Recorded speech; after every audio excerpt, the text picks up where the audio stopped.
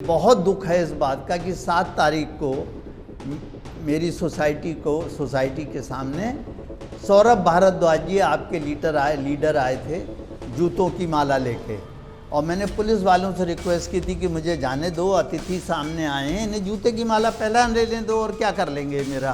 कोई एक आध आदमी उससे उठेगा, कहेगा कि मुझे 2 जूते मार दें, मैं कहूँगा वो भी मार लीजिए आप। हम सनातनी हैं, हम लोगों ने बहुत 800 साल तक शासन मुग़लों का सहा है, आप जानते हैं। फिर इसके बाद हम ब्रिटिशर्स के, फ्रांसीसी आए, उन्होंने हुकूमत कर ली, पुर्तगाली मुट्ठी भर थे, उन्होंने हुकूमत कर ली। कैसे कर ली? क्योंकि हम हिंसा जानते ही नहीं हैं। तो हम चाहते थे कि मैं दोबारा आपके माध्यम से उनसे निवेदन करूंगा, सौरभ भारद्वाज जी से, कि जो वो जूतों की माला लाए थे वो आप किसी दिन ले आएँ, मैं प्रेम पूर्वक इसी हॉल में बैठ के पहनने को तैयार हूँ।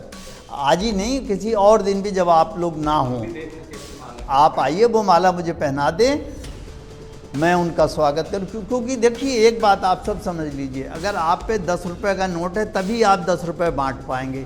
मेरे कहने का मतलब है जो आपके अंतरतम में है, अगर प्रेम है तो आप प्रेम बांटेंगे, अगर आपके अंदर नफ़रत है तो आप मुझे नफ़रत बांट सकते हैं, अगर आपके अंदर जूतों की माला है तो वही जूतों की माला आप मुझे पहनाएंगे। Ready sir? रेडी। देखिए आप सबका मैं बहुत बहुत स्वागत करता हूं कि आप यहां पर उपस्थित हुए हैं। ख़ास तौर से मैं नरूका जी का भी धन्यवाद देता हूं कि वो आए और उन्होंने मुझे पगड़ी पहनाई। फॉर लाइटर साइड, इससे पहले शादी में जब मैंने अपनी पगड़ी पहनी थी वो 1982 थी। आज करीब 43 साल बाद मैंने फिर पगड़ी देखी। अब देखिए क्या होता है। और वो भी केसरिया पगड़ी तब नहीं पहनी थी, तब तो वो सजी हुई थी चांद तारों से। तो अब मैं आपको अपनी बात बताना चाहता हूँ, वो आप मेरी ध्यान से सुन लें। कोई लंबी चौड़ी बात मुझे नहीं करनी है। जो पीछे की घटनाएं हो गई हैं उनके बारे में तो छोड़ दीजिए।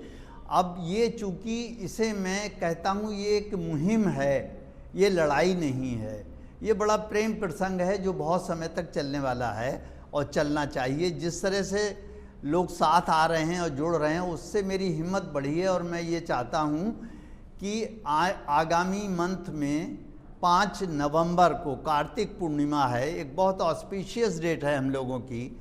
तो मैं ये चाहूँगा कि उस दिन मैं खजुराहो मध्य प्रदेश में जाकर उस खंडित विष्णु भगवान की प्रतिमा के सामने प्रार्थना करूँगा और मेडिटेशन करूँगा। ऐसा ही CJI गवई साहब ने भी कहा है कि आप जाइए वहीं प्रार्थना कीजिए और वहीं पर आप मेडिटेशन कीजिए। तो हम लोग वहाँ पर विपस्सना मेडिटेशन करना चाहते हैं। तो मैंने आप सबको, जो आप आए हैं, मैं एक ही आह्वान करूँगा कि सनातनी भाई मेरे ज़्यादा से ज़्यादा संख्या में वहाँ पहुँचें, बहुत शांतिपूर्ण ढंग से पहुँचें, कोई नारेबाजी भी ना करें और मेरे साथ बैठ के चुपचाप प्रेयर करनी है। जो मेडिटेशन मैं कराऊँगा, विपस्सना मेडिटेशन, उसका भी बहुत आनंद वो लोग लेंगे और वहाँ पर अपना शांति से आएंगे, शांति से जाएंगे। उन्हें पता चले कि विष्णु भगवान की प्रतिमा को चाहने वाले कितने हैं, कितनी बड़ी संख्या में हैं। क्योंकि हमारी जो वैदिक संस्कृति है उसमें 3 ही हैं। आप सब जानते हैं ये बातें, मैं कह रहा हूँ फिर भी एक भूमिका के लिए, ब्रह्मा विष्णु महेश। बाकी सब भगवान जो हुए हैं, जैसे रामचंद्र जी भी हैं तो वो उनके अवतार हैं, कृष्ण भगवान भी किसी के अवतार हैं। तो इन तीनों के लिए हमें प्रार्थना करनी है। और ये बहुत समय बाद समय आया है कि सनातन धर्म में लोग बहुत जागृत हुए हैं। तमाम दिन भर मेरा टेलीफोन बजता रहता है, दिन भर जब भी फ़ोन उठाता हूँ तो वो कोई ना कोई आता है, गाली देने वाले भी आते हैं, मैं उनका भी स्वागत करता हूँ। मुझे बहुत दुख है इस बात का कि 7 तारीख को मेरी सोसाइटी के सामने सौरभ भारद्वाज जी आपके लीडर आए थे जूतों की माला लेके, और मैंने पुलिस वालों से रिक्वेस्ट की थी कि मुझे जाने दो, अतिथि सामने आए हैं, इन्हें जूते की माला पहला ले लें दो और क्या कर लेंगे मेरा। कोई एक आध आदमी उससे उठेगा, कहेगा कि मुझे 2 जूते मार दें, मैं कहूँगा वो भी मार लीजिए आप।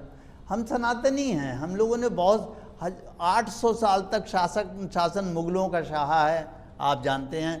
फिर इसके बाद हम ब्रिटिशर्स के, फ्रांसीसी आए, उन्होंने हुकूमत कर ली, पुर्तगाली मुट्ठी भर थे, उन्होंने हुकूमत कर ली। कैसे कर ली? क्योंकि हम हिंसा जानते ही नहीं हैं। तो हम चाहते थे कि मैं दोबारा आपके माध्यम से उनसे निवेदन करूंगा सौरभ भारद्वाज जी से कि जो वो जूतों की माला लाए थे वो आप किसी दिन ले आएँ, मैं प्रेम पूर्वक इसी हॉल में बैठ के पहनने को तैयार हूँ। आज ही नहीं, किसी और दिन भी जब आप लोग ना हों आप आइए, वो माला मुझे पहना दें, मैं उनका स्वागत करूँ। क्योंकि देखिए एक बात आप सब समझ लीजिए, अगर आप पे 10 रुपये का नोट है तभी आप 10 रुपये बांट पाएंगे।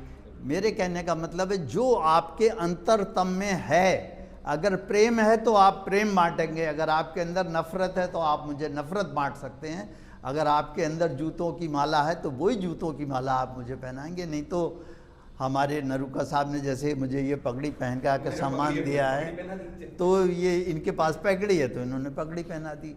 तो मेरा अब ये है कहना आपसे कि ये जो मैं लड़ाई नहीं, संघर्ष नहीं, हर चीज़ के मायने बदल जाते हैं। एक प्रभु के राह में उसने मुझे एक काम सौंपा है, इस काम को मैं करना चाहता हूँ। मैं वहाँ जाऊँगा, अगर सनातनी मेरी याचना, मेरी पुकार, मेरी प्रार्थना सुन रहे हैं तो ज़्यादा से ज़्यादा संख्या में आप 5 नवंबर को खजुराहो मध्य प्रदेश विष्णु भगवान की खंडित प्रतिमा के सामने, मूर्ति के सामने मेरे साथ प्रार्थना करें।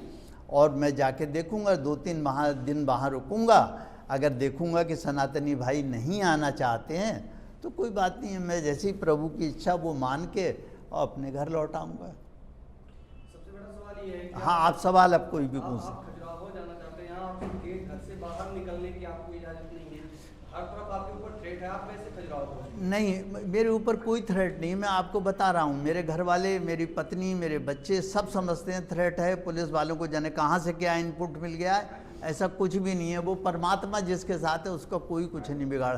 असली बात यह है कि हम परमात्मा पे भरोसा करना छोड़ चुके हैं, भूल चुके हैं। हम ये समझते हैं कि जो हम करेंगे वो हम करेंगे।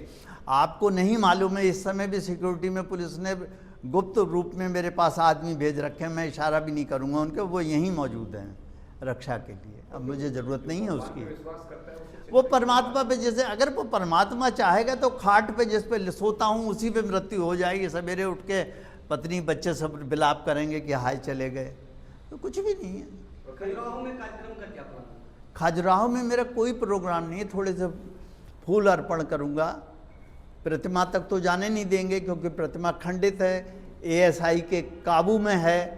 एएसआई वाले, बड़ी अजीब सी ये एक बात है कि जितने मंदिर उनके अधिकार क्षेत्र में हैं वहाँ पर वो पूजन नहीं करने देते, लेकिन जितनी मस्जिद और चर्च उनके अंडर में हैं उन सब में लोग चर्च की मीटिंग भी करते हैं, नमाज भी अदा करते हैं। ये अन्याय है जो पिछली सरकारों ने 70-75 साल तक किया है हमारे साथ। आप पहले तो आप ये बताइए, आप कहाँ से बोल रहे हैं मुझसे, किस संस्था से हैं आप? मैं स्वास्तिक सहारा समाचार। अच्छा, वेरी गुड, बहुत बढ़िया। हाँ बोलिए। आप इतने अनुभवी हो थे, आपको पता था कि जूता फेंकने के बाद हमारा करियर? हमने कहा ना आपसे, आप पिछली बीती ताही विसार दे आगे की सुध ले। हमने आपको पुरानी बातों के लिए तो कुछ बोलने का अब है ही नहीं, सब सुन चुके हो। बार बार अपना टाइम मत खराब करो। वैसे भी मैं ये मीटिंग देर से 10 मिनट शुरू हुई है, मैं उसके लिए क्षमा मांगता हूँ आपसे। आप कुछ पूछ रहे हैं, आप बताइए क्या? हाँ प्लीज़। मुझे पूछना था सर कि अभी जो इन्वेस्टिगेशन, कभी आपको नोटिस वगैरह कुछ आया है इंसिडेंट के बाद? मैं, आपने बड़ा अच्छा सवाल पूछा। हालांकि ये भी पास्ट है, मगर कहीं से कुछ नोटिस नहीं आया है। बिना नोटिस के जो हमारी बार काउंसिल है, बार काउंसिल ऑफ इंडिया और स्टेट बार काउंसिल, दोनों ने हमें सस्पेंड 6 तारीख को ही कर दिया था। बस इतना ही बोल पाऊंगा इसके बारे में। कोई और सवाल हो तो पूछ लें आप। सर आपने बोला था गवाई सर के साथ आपकी बात हुई, तो इंसिडेंट के बाद भी आपने सीजीआई से मतलब कुछ आपका डिस्कशन वगैरह? मेरी सीजीआई से कभी, कहाँ राजा भोज और कहाँ गंगुआ तेली, मेरी और गवई साहब की कभी कोई बात नहीं हुई, किसी सम्मेलन में नहीं मिले, ना मेरी इतनी अप्रोच है कि मैं वहाँ तक पहुँच जाऊँ। तो मैं उनसे, मेरी कभी बात नहीं हुई, ना कभी बात होगी। हाँ, मैं इतना ज़रूर कहता हूँ कि गवई साहब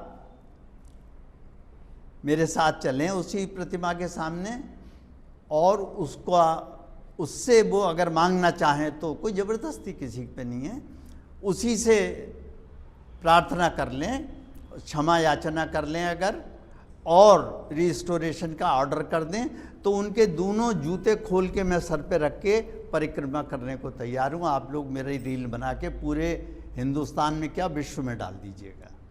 क्या आप उसके खिलाफ कोर्ट जाएंगे? नहीं, मुझे कुछ नहीं जाना, जो वो चाहें करें। एक तरफा वो अगर इसमें खुश हैं कि वो एक तरफा अन्याय करके मुझे निकालना चाहते हैं, मेरी रोजी रोटी भूखे मारना चाहते हैं, जो प्रभु की इच्छा होगी वो होगा मेरे साथ। पर आपके वकीलों ने कुछ इसमें वो नहीं किया? मैं खुद वकील हूँ, मेरा अब तक कोई क्या वकीलों ने वकील, मदद नहीं की अपने भाई? मुझे नहीं मालूम, कोई मुझसे तो कोई मिलने वकील आया नहीं। फ़ोन बहुतेरों के आए हैं, जो कुछ मैं ले पाया कुछ नहीं ले पाया, बस ऐसे ही चल रहा, और कोई ख़ास नहीं।